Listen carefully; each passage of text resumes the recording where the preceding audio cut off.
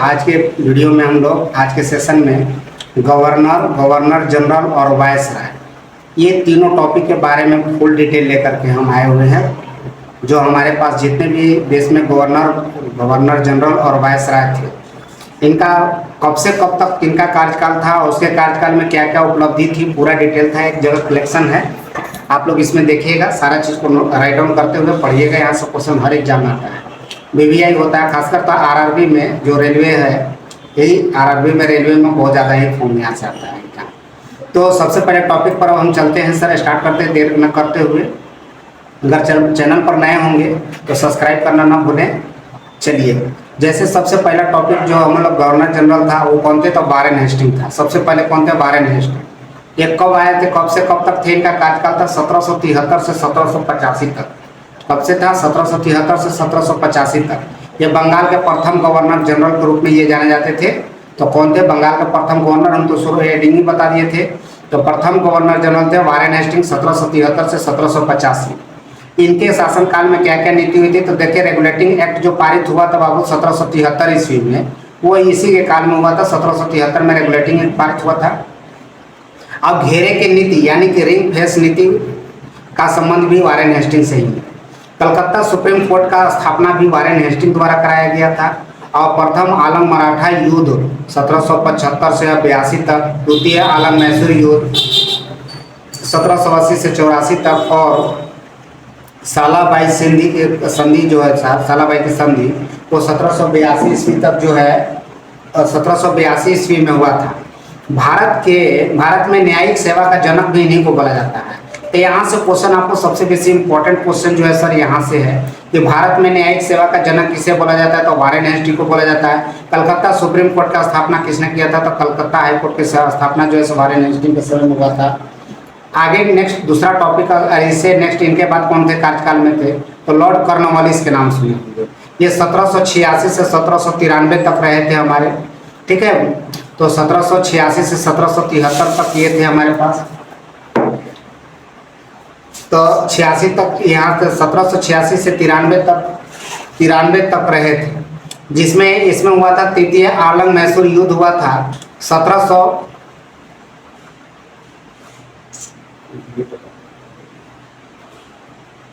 तृतीय आलम मैसूर युद्ध हुआ था 1790 से 1793 ईस्वी तक हुआ था। श्रीरंगपट्टनम में हुआ था। कहाँ हुआ था, श्रीरंगपट्टनम में, जो 1992 में अस्थायी। अच्छा, सबसे इम्पोर्टेंट चीज है अस्थायी बंदोबस्त जो हुआ था, इसकी शुरुआत इनके द्वारा किया गया था, जो 1793 ईस्वी में किया गया था।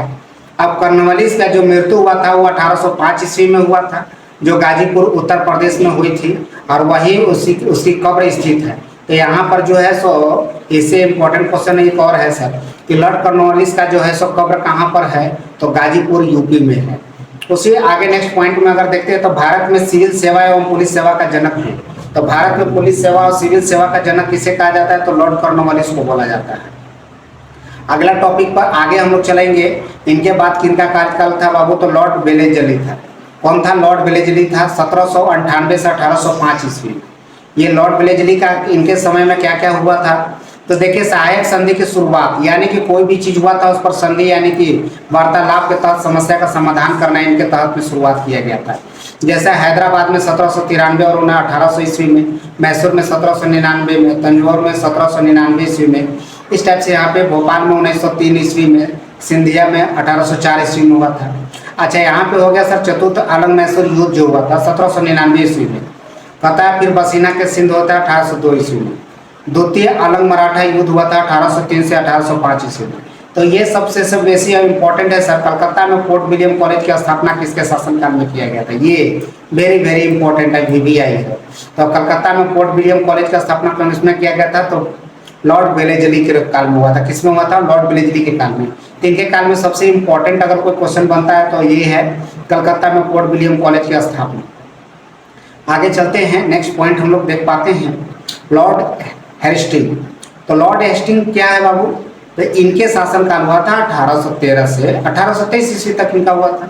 इसमें क्या क्या हुआ था, तो यहाँ तृतीय आलम मैसूर युद्ध यानी कि 3 हुआ था, 1817 से 19 में तक हुआ था। इसके बाद अहस्तक्षेप नीति लागू हुआ था। उसके बाद फिर हमारे पास देखिए सर पेशावर पद की समाप्ति भी कब किया गया था, तो 1818 में। तो ये इंपॉर्टेंट क्वेश्चन के रूप में आता है सर, पेशावर पद की समाप्ति कब हुआ था, तो ये 1818 ईस्वी में, जो उनके दरबार में रहते थे सब। उसके बाद बम्बई और मद्रास रियायती व्यवस्था को थॉमस मुनरो द्वारा लागू किया गया था। ये वेरी वेरी इंपॉर्टेंट क्वेश्चन, यहाँ से एक क्वेश्चन और है बाबू, ये जैसा कि आप लोग देख पा रहे हैं, हम यहाँ पे टिक आउट करते चल रहे हैं, इसको कॉपी पर राइट डाउन करके पढ़ते रहिएगा। तो बम्बई और मद्रास रियायतवाड़ी व्यवस्था का जो है सो थॉमस मुनरो द्वारा जो लागू किया गया था वो 1820 ईस्वी में। यहाँ से क्वेश्चन बनता है किसके शासनकाल में पूछा जाएगा, तो हेस्टिंग के काल में।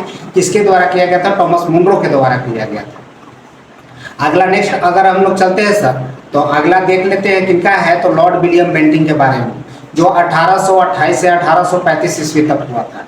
बंगाल के अंतिम गवर्नर जनरल एवं भारत के प्रथम गवर्नर जनरल, यानी कि बंगाल का अंतिम गवर्नर जनरल कौन थे, तो लॉर्ड विलियम बेंटिंक थे। और भारत के प्रथम गवर्नर जनरल यहाँ से स्टार्ट हुए थे, जो लॉर्ड विलियम बेंटिंक थे, दोनों की तरफ से। तो वेरी वेरी इंपॉर्टेंट क्वेश्चन यहाँ से पूछा जाता है कि भारत के प्रथम गवर्नर जनरल कौन थे, तो लॉर्ड विलियम क्या था बाबू, तो लॉर्ड विलियम बेंटिंक। तो विलियम बेंटिंक याद रखिएगा।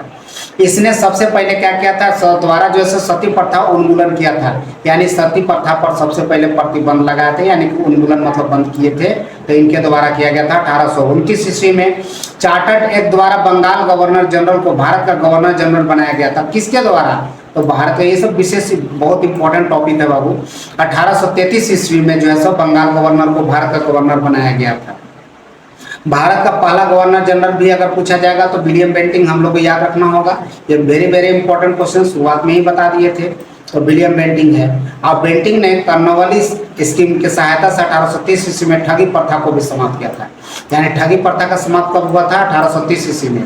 किसके सहयोग से, तो कर्नल जो है सो स्लिंग मैन के सहयोग से किया था, बेंटिंक द्वारा किया गया था। तो लॉर्ड एनल ग्रो था सर, एनल ग्रो थे, जिनका कार्यकाल कब से था, 1842 1844 ईस्वी में। तो इसमें जो है से एक इम्पोर्टेंट केवल क्वेश्चन बनता है वो 1843 ईस्वी में दास प्रथा का उन्मूलन किया गया था। कब किया गया था, 1843 ईस्वी में दास प्रथा का भी जो है सो उन्मूलन किया गया था, इनके समय में किया गया था। आगे देखते हैं लॉर्ड डलहौजी, ये तो फेमस नाम है, सबको पता है सर। तो डलहौजी क्या कहते थे, द्वितीय आलम मैसूर युद्ध में 1848 से 49 ईस्वी में हुआ था। 29 में जो है सो सर जी ये कहते हैं 29 मार्च को पंजाब और अंग्रेज राज में विलय किया था। तो कहता है 19 मार्च 1849 ईस्वी में पंजाब को अंग्रेजी राज में विलय हुआ था। और कोहिनूर पे हीरा विक्टोरिया, यही जो है सो लॉर्ड डलहौजी द्वारा जो है so very very important point यहाँ पे। तो लॉर्ड डलहौजी द्वारा कोहिनूर पे हीरा महारानी विक्टोरिया को भी भेजा गया था। कोहिनूर हीरा किसके द्वारा, विक्टोरिया रानी को भेजा गया था, किसके द्वारा, लॉर्ड डलहौजी के द्वारा।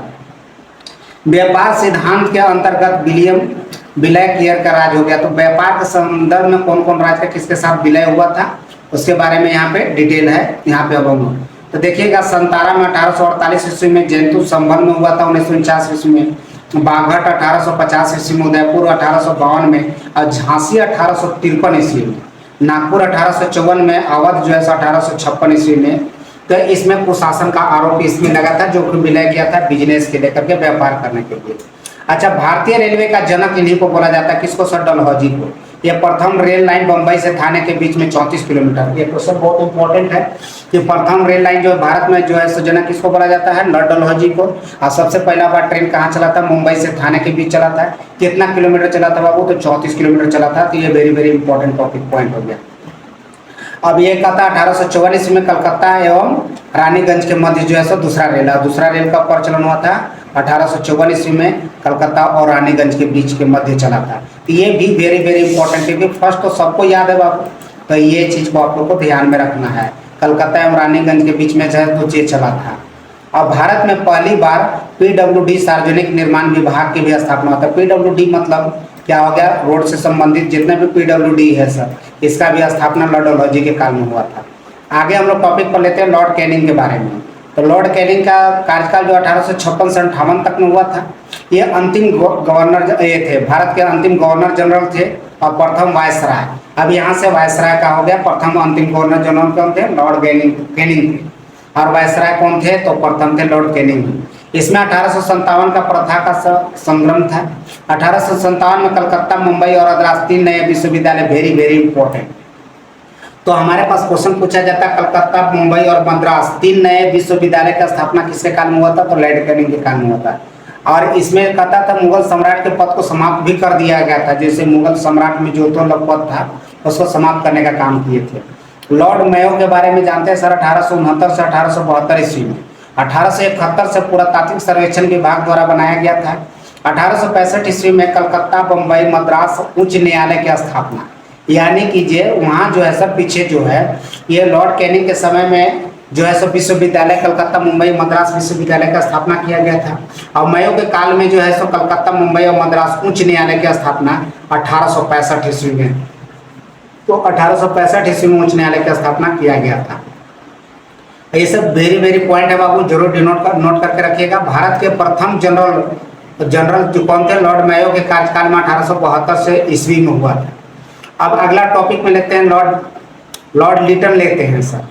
तो लॉर्ड लिटन में जो है वैसे कोई खास अच्छा काम नहीं हुआ था, इसमें कुछ वैसे क्वेश्चन नहीं आता बाबू, लेकिन फिर भी देखिए 1878 ईस्वी में रिसर्च स्टेट की अध्यक्षता में प्रथम अकाल आयोग की नियुक्ति हुई थी। अकाल आयोग की नियुक्ति हुई थी। तो वर्नाक्यूलर प्रेस एक्ट 1878 ईस्वी में पारित हुआ था। सुरेंद्रनाथ बनर्जी ने इस एक्ट को आकाश से होने वाले ब्रज प्रताप को कहा था, यानी कि वर्नाक्यूलर प्रेस एक्ट जो 1878 था सर, इसको किसके द्वारा पारित किया गया था? सुरेंद्रनाथ बनर्जी ने इस एक्ट को आकाश से होने वाला ब्रज प्रताप, जिसको हम लोग सर जी भारत जब कड़कती है तो वहां से जो ब्रज प्रताप होता है उससे जो रिलेटेड था ये। आगे चलेंगे सर, इसमें सिविल सेवा परीक्षा का प्रवेश का अधिकतम आयु सीमा 21 से घटाकर 19 कर दी गई थी। एक वेरी वेरी इंपॉर्टेंट ये भी टॉपिक हो गया सर कि सिविल सेवा में किसके काल में 21 वर्ष से घटा करके 19 वर्ष कर दी गई थी? तो लॉर्ड लिटन याद रखना होगा। कौन लिखना होगा? लॉर्ड लिटन, जो आयु सीमा 21 से घटा करके 19 कर दिया गया था इनके कार्यकाल में। अब आगे अगला टॉपिक में हम लोग चलते हैं, यहाँ से देख पाते हैं। तो जैसा कि हम पहले ही बताए थे कि इससे हम लोग जितना भी गवर्नर जनरल वायसराय सब जितना पूरा डिटेल फुल यहाँ पे हम लोग करेंगे सर। अब कहता है नियमित जनगणना 1881 ईस्वी में लागू हुआ था। किसके काल में? लॉर्ड लिटन के काल में नियमित जनगणना, ये बहुत वेरी वेरी इंपॉर्टेंट होता है 1881 में। अस्थायी शासन संबंधित प्रस्ताव भी इसी के शासनकाल में हुआ था। विलियम हंटर के अध्यक्षता में 1882 में शिक्षण आयोग के गठन कर प्राथमिक शिक्षा से संबंधित था। तो शिक्षा आयोग का गठन भी किस में हुआ था? लॉर्ड रिपन में हुआ था। अच्छा, वर्नाक्यूलर एक्ट प्रेस जो पीछे जो हम लोग पढ़े थे पिछला कार्यकाल में जो हुआ था सुरेंद्रनाथ बनर्जी द्वारा 1882 ईस्वी में इनके द्वारा समाप्त कर दिया गया था, रिपन के द्वारा समाप्त कर दिया गया था। आगे हम लोग चलेंगे सर। तो 2 फरवरी 1833 ईस्वी में यूरोप के विरुद्ध भारतीय न्यायाधीशों द्वारा मुकदमे की सुनवाई के लिए प्रस्तावित इल्वर्ट बिल। अब यहाँ से क्वेश्चन बोला जाएगा बाबू कि इल्वर्ट बिल किससे संबंधित है? तो ये न्यायिक प्रक्रिया से संबंधित है। कहता है कि विवाद हुआ था, इससे कहता है श्वेत विद्रोह के नाम से भी। अब इसको किस नाम से जानते हैं? श्वेत विद्रोह। तो श्वेत विद्रोह के नाम से किससे जाना जाता है? तो एल्बर्ट बिल को। और एल्बर्ट बिल जो है किस से संबंधित है? तो न्यायिक सिद्धांत से, न्यायिक परिषद से संबंधित है। और ये किसके काल में हुआ था? तो लॉर्ड रिपन के काल में हुआ था।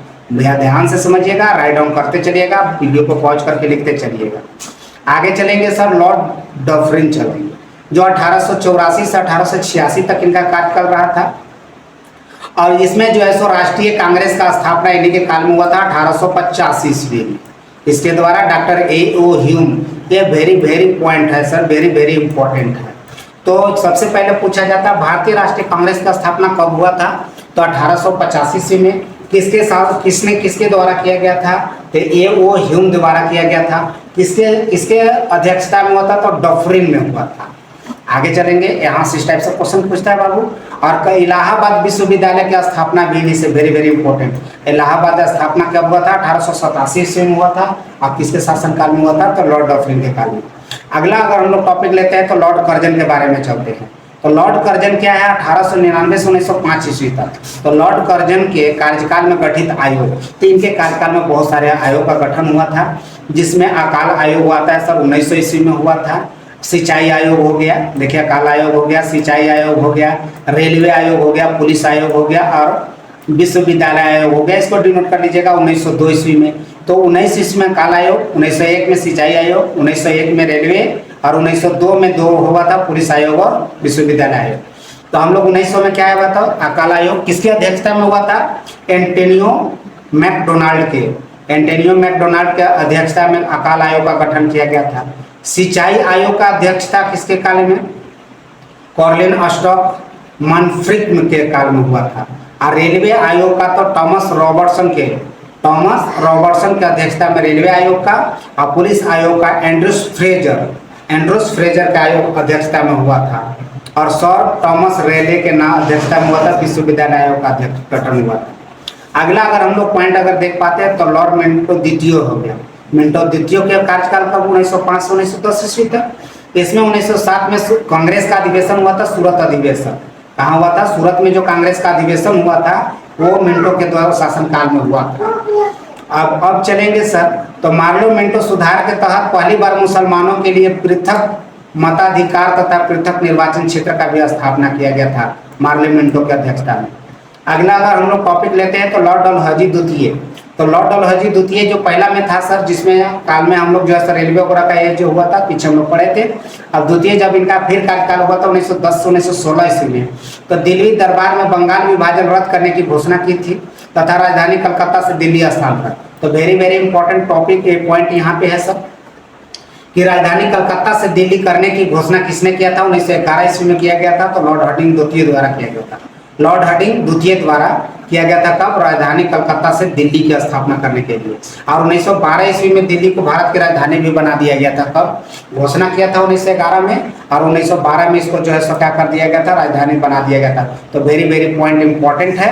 आगे देखेंगे 23 दिसंबर 1912 ईस्वी में दिल्ली में लॉर्ड हार्डिंग पर बम फेंका गया था। और इस कांड में कहता है भाई बहन मुकुंद को फांसी की सजा भी दिया गया था। यानी कि जब दिल्ली जो राजधानी बना था उसी समय 12 में ही लॉर्ड हार्डिंग पर एक बम फेंका गया था, जिसमें भाई बहन मुकुंद जो है सो भाई बाल मुकुंद को जो है सो फांसी दिया गया था। किसको? तो इन्हीं पर आरोप लगा था उन पर जो है सो बम फेंकने का। किस पर? तो हार्डिंग द्वितीय पर। तो दिल्ली की राजधानी बनाने की घोषणा कब हुआ था? 1911 में। अब बना कब था? 1912 में। ठीक है, तो ये टॉपिक पर जो है सो इतने इंपॉर्टेंट है सर, इस सब चीज को आप लोग याद रखिएगा।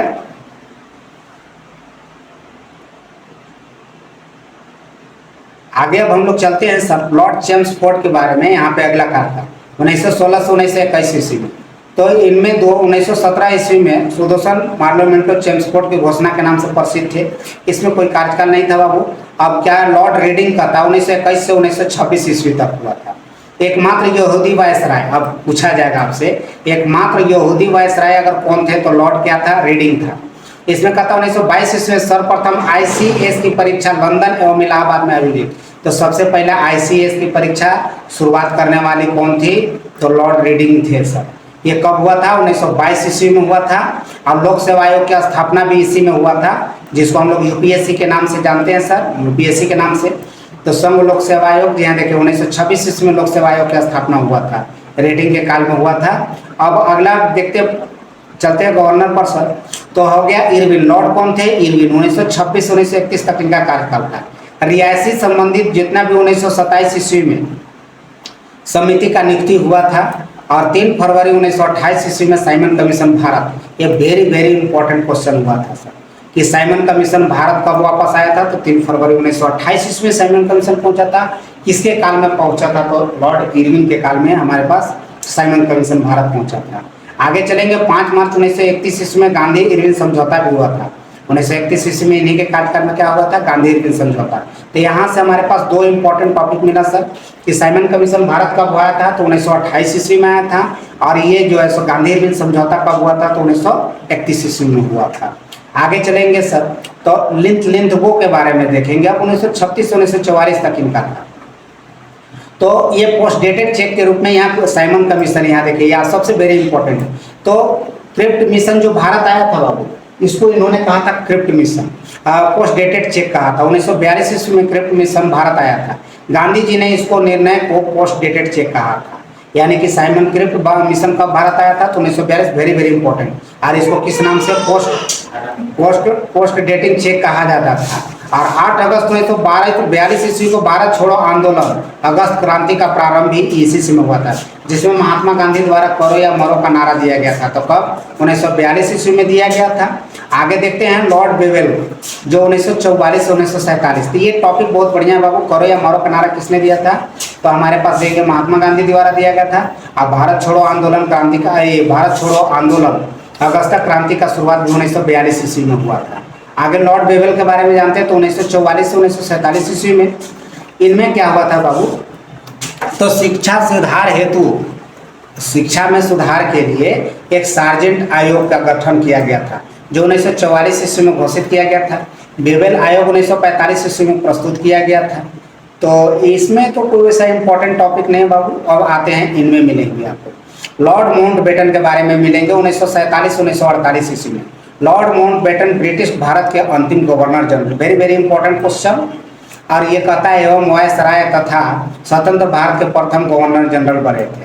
और 3 जून 1947 ईस्वी को माउंटबेटन योजना घोषित हुई थी जिससे भारत विभाजन का रूपरेखा दिया गया था। भारत विभाजन के लिए हुआ था और स्वतंत्र भारत के प्रथम गवर्नर जनरल माउंटबेटन नियुक्त किए गए थे।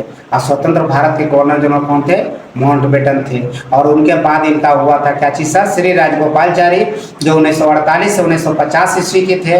और ये भारत के अंतिम गवर्नर जनरल और स्वतंत्र भारत के प्रथम गवर्नर जनरल भी थे।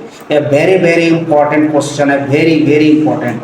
भारत के अंतिम गवर्नर जनरल और स्वतंत्र भारत के प्रथम भारतीय गवर्नर जनरल भी थे, श्री गोपालचारी थे सर। तो इसी के साथ आज हम जितने भी थे हम लोग टॉपिक पर चले कि जितने भी गवर्नर जनरल थे, वायसरा थे, इनके बारे में हम वीडियो पूरा डिटेल बनाने का कोशिश किए। इसको आप लोग पढ़िएगा, वीडियो डिनोट करके एक जगह कलेक्शन कर लीजिएगा और फिर अब इस तरह का वीडियो लेकर के नेक्स्ट फिर मिलेंगे। तब तक के लिए धन्यवाद। चैनल पर नए हैं तो सब्सक्राइब करना ना भूलें।